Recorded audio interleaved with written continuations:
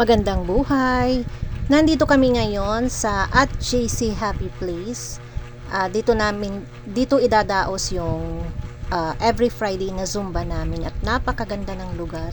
Ito ay pagmamay-ari ni Tita Bessie na kasama namin sa pagsusumba at i-share niya yung kanyang place, yung kanyang lugar para pagdausan ng Zumba namin every Friday. At dahil ready na ang mga girls, let's start Zumba! Papawis na tayo guys para mabawasan natin mga fats.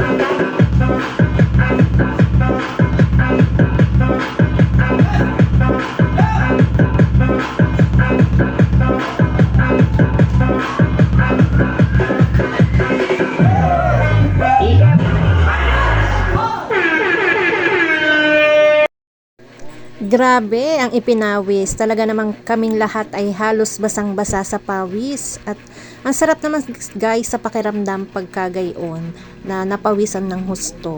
Yan. At hindi mawawala ang picture-picture pagkatapos ng Zumba. Uwian na guys at nilakad lang namin.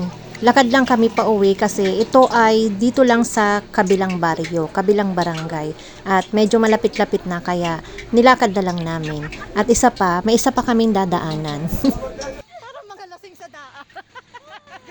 Kasi, sumitsingit ka kasi. Ano ba? Nalakad pala. Nalakad, nakabito. Hindi yan picture. Nalakad pala. Hi. Uwi na kami. Kami ay pinawisan ng masarap.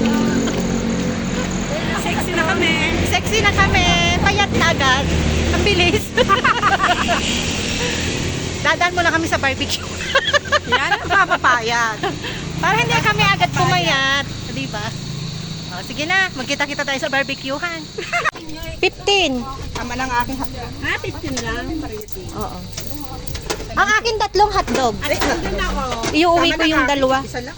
Uy, hotdog na kanina talagang ay pang-ulam yung malaki. Bigyan mo raw rin ng hotdog at wala ang hotdog niya. Pahingi isang praskito dyan.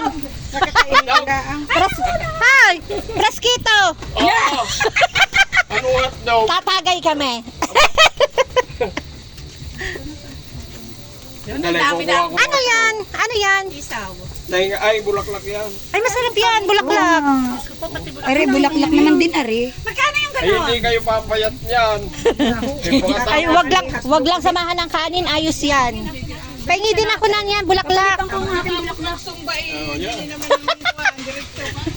Oh, ikaw ay tukso. Ikaw kasi narinig sa daan. Na, ari ang aking binili. Sabi ng iba, bakit pa daw ako nagsusumba? Ako ba daw ay hindi napapagod? Ang sagot ko naman sa kanila guys, as long as wala akong tinatapakan na ibang tao at masaya ako sa ginagawa ko, tuloy lang. Kanya-kanya naman tayo ng buhay at masaya ako dito. So hanggang dito na lang guys. Thank you for watching.